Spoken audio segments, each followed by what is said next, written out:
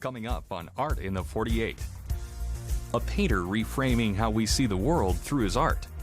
This was a way into the world for me, and this is the way I could express myself to the world. Welcome to Art in the 48. Bienvenidos todos. I'm Alberto Rios, your host. As a poet and writer, what draws me to art is the ability to connect with other people, to help them, to inspire them, to find their own creative spirit. Painter Kirk O'Hara feels the same way.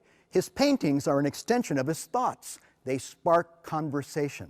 And when you see how he puts brush to canvas, that conversation becomes even more profound. For me, painting is a world that I have control over. It's a place where I have freedom, and it's a place that I don't have limitations. You're making a good point, because physically you do have some limitations. Exactly, exactly. And so painting was my gateway to the world.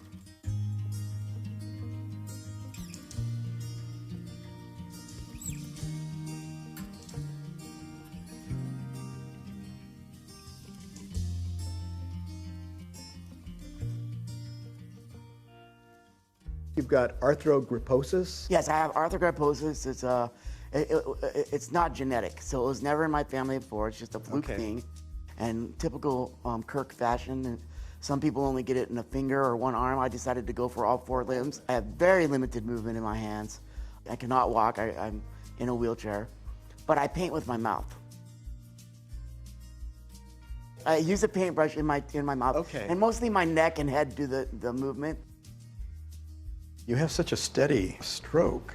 Is that just a natural gift, or have you had to work on that? I don't know. It's just kind of a natural thing.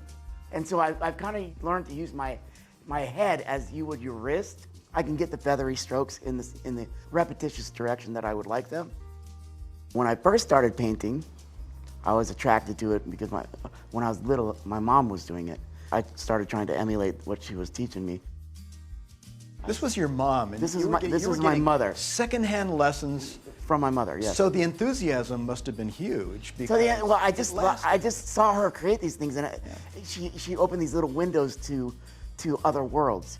And at that time, my brothers, I had a lot of brothers growing up, and we all were drawing, and that was a way I could compete. So we were competitive. You know, boys are competitive. Yeah. So when I started taking these lessons, I could paint better than they could. You know what I mean? That was exciting to me. So I saw that as a way I could compete. Then I realized this was a way into the world for me. And this is the way I could express myself to the world.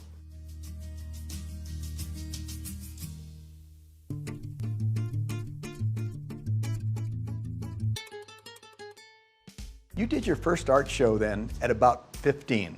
What goes through your head at the age of 15 that says, I'm going to be this person who paints?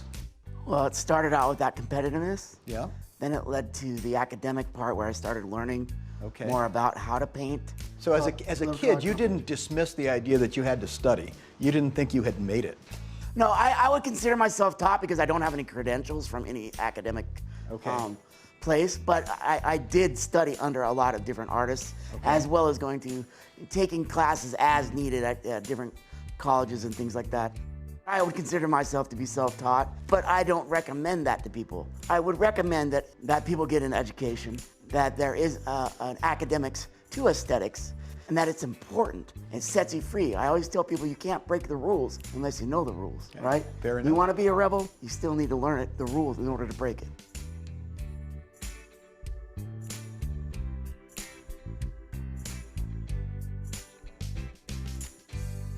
What makes a painter a painter?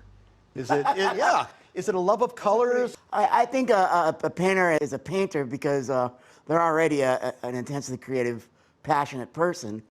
I've always been a creative person. I've always been kind of flashy, outside the box, and I've always been somebody that is a little overly emotional. So putting all those things together and in a creative form, it was just the natural place for me to be. I think I would be painting even if I didn't paint with my mouth. Okay. I would have just been this kind of person, you know? It's just how I'm built. You're elevating something about yourself as you paint, though. It's not just the painting. Something's happening to you. It's a chess game when I paint. Okay. I'm always pushing it, always pushing it. I need to learn to back off a little bit and maybe flow a little easier. But even when I flow, now I'm trying to push it when I flow. Okay. I'm always trying to do something that I'm uncomfortable with. There's something appealing to me about that, something being outside of my comfort zone that's appealing to me. And maybe it's because I'm letting go, and maybe it goes back to that universal thing of love, letting go and trusting that the information that I have and that the beauty that I see is going to express itself through me.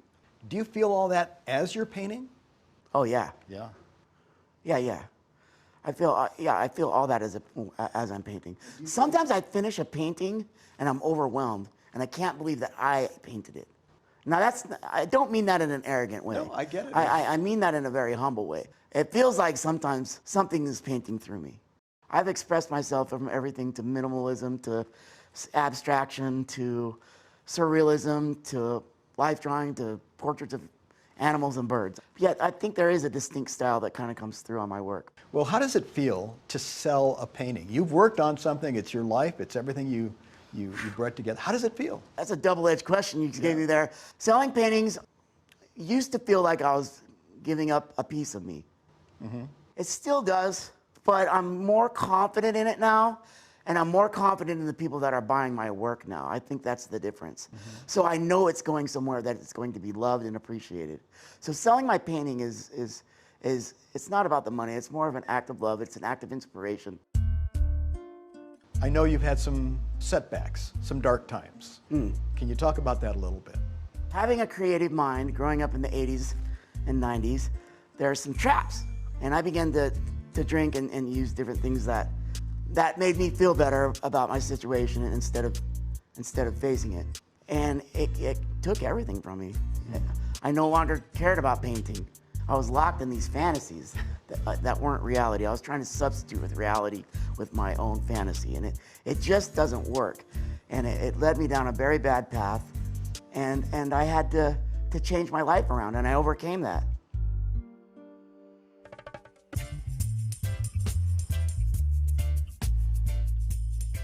What started the change? How did you come back? Reggae music started the change for me. Reggae? Yeah, music. Music started the change for me. I heard all these positive messages, and it hit me the right way one time, and I just kept hearing this positive message, and it pointed me in a direction to go get some help. And I went and got some help through a 12-step program, and I still continue to do that to this day. How has that affected your painting subsequently? I had no voice before that. All the things I was so scared of, turning into this person I thought I was going to turn into, it didn't do that to me. It didn't turn me into somebody else. When I straightened myself out and started living by a set of principles, it took the good parts of me and strengthened them. When you come in the morning, you're about to start something. Do you already know what you're going to do, or are you there to be led? There's 100 paintings, 200, 300. There's 1,000 paintings running through my head from the last one that I just did. But yeah, there's so many. I never run out of ideas. Anybody that runs out of ideas, they're trying too hard. We'll let it be the last word. I think too many ideas is probably a pretty good place to end. So Right. Thank you very much, Kirk, for talking with us today. Thank you.